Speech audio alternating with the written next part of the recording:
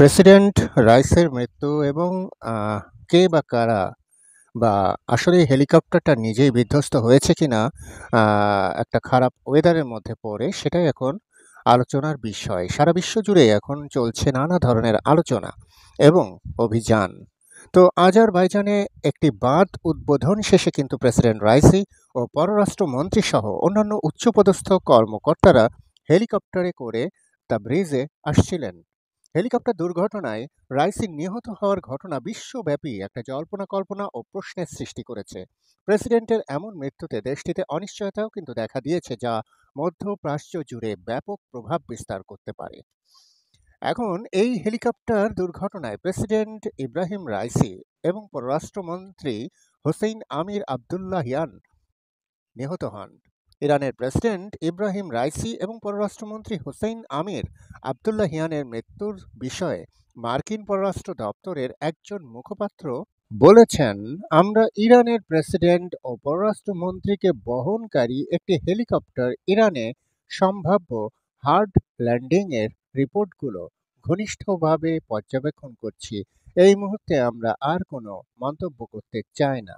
এটা কিন্তু মন্তব্য করেছেন পররাষ্ট্র দপ্তরের একজন মুখপাত্র। মার্কিন পররাষ্ট্র দপ্তরের নাম প্রকাশ না করার সত্ত্বে আরেকজন মার্কিন কর্মকর্তা জানিয়েছেন, মার্কিন প্রেসিডেন্ট জো বাইডেনকে দুর্ঘটনার বিষয়ে অবহিত করা হয়েছে। এখন রাইসের মৃত্যুতে সবার চোখ ইসরায়েল এবং মার্কিনীদের দিকে, কারণ এই দুইটা দেশের মধ্যেই কিন্তু ইরানের সাথে একটা মানে দ্বন্দ্ব ছিল। এখন টাইমস অফ ইন্ডিয়া যে বিশ্লেষণটা করছে হেলিকপ্টার দুর্ঘটনায় রাইসের মৃত্যুতে তারা ইসরায়েলের সম্পৃক্ততা আছে কিনা, সেই বিষয়টা কিন্তু টাইমস অফ ইন্ডিয়ার বিশ্লেষণে উঠে এসেছে।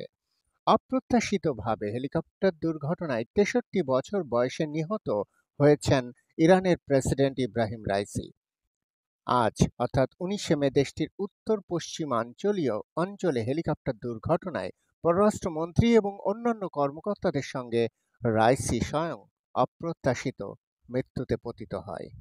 যদিও বিমান দুর্ঘটনার কারণে হিসেবে দেশটির সরকার জানিয়েছে বৈরী আবহাওয়ার কারণে এমনটি হতে পারে, তবে অনেকেই মনে করছেন এর পেছনে নাশকতা থাকতে পারে।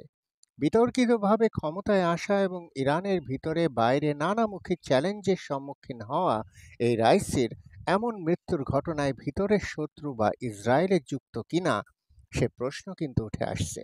ইসরায়েলের সম্ভাব্য সম্পৃক্ততা আছে কিনা।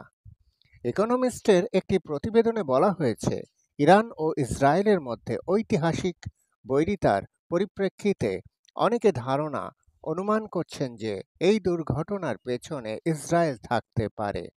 দামেস্কে ইসরায়েল কর্তৃক একজন ইরানি জেনারেলকে হত্যা এবং পরবর্তীতে ইসরায়েল ইরানের ক্ষেপণাস্ত্র হামলা দুই দেশের মধ্যে উত্তেজনা তৈরি করে।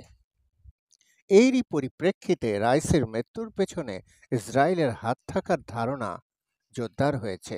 যদিও ইসরায়েল ও দেশটির গোয়েন্দা সংস্থা মোসাদ ইরানি স্বার্থের বিরুদ্ধে কার্যক্রমের সঙ্গে, তবুও তারা কখনো কোনো রাষ্ট্রপ্রধানকে লক্ষ্যবস্তু করেনি। ইতোমধ্যে ইসরায়েল রাইসের মৃত্যুর ঘটনার সঙ্গে তাদের জড়িত থাকার কথা কিন্তু একেবারে বেমালুম অস্বীকার করেছে। নাম প্রকাশ না করে বার্তা সংস্থা রয়টার্স একজন ইসরায়েলি কর্মকর্তাকে উদ্ধৃত করে বলেছে, এটাতে আমরা ছিলাম না। বিশেষজ্ঞরাও এই ঘটনার সঙ্গে ইসরায়েলের জড়িত থাকার সম্ভাবনা খুঁজে পাচ্ছেন না। তারা বলছেন, একজন রাষ্ট্রপ্রধানকে হত্যা, সরাসরি যুদ্ধে জড়িয়ে পড়া বা এর জন্য ইরানকে উস্কে দেওয়ার চেষ্টা করা। ইসরায়েলের কৌশলগত লক্ষ্য হচ্ছে রাজনৈতিক হত্যাকাণ্ডের পরিবর্তে সামরিক এবং পারমাণবিক লক্ষ্যবস্তুতে হামলা। ইকোনমিস্টের প্রতিবেদনে বলা হয়েছে, রাইসের মৃত্যুর ঘটনায় ইসরায়েলের সম্পৃক্ততা নিয়ে সন্দেহ করার জোরালো কারণ রয়েছে, কারণ ইসরায়েল কখনো কখনো কোনো রাষ্ট্রপ্রধানকে হত্যা করার দিকে ধাবিত হয়নি। এমন কিছু করতে যাওয়া মানে ইরানকে যুদ্ধের দিকে আমন্ত্রণ জানানো। তবে এমন একটি সময়ে হেলিকপ্টার বিধ্বস্ত হওয়ার ঘটনাটি ঘটেছে, যা এই অঞ্চলের উত্তেজনাকে আরও বাড়িয়ে দিয়েছে। ইসরায়েল ও হামাসের মধ্যে চলমান সংঘাতের মধ্যে লেবানন, সিরিয়া, ইরাক ও ইয়েমেন জুড়ে ইরানের প্রক্সি যুদ্ধ ভূ রাজনৈতিক পরিস্থিতিকে জটিল করে তুলবে। ইরানের নেতৃত্বের মধ্যে যে কোনো অস্থিরতা সংঘাত এই গোষ্ঠীগুলোকে প্রভাবিত করতে পারে। এখন দেখা যাক আসলেই ঘটনাচক্রেই হেলিকপ্টার বিধ্বস্ত হয়ে রাইসির মৃত্যু ঘটেছে, নাকি এই মৃত্যুর পিছনে কারোর নাশকতা বা সম্পৃক্ততা রয়েছে কিনা।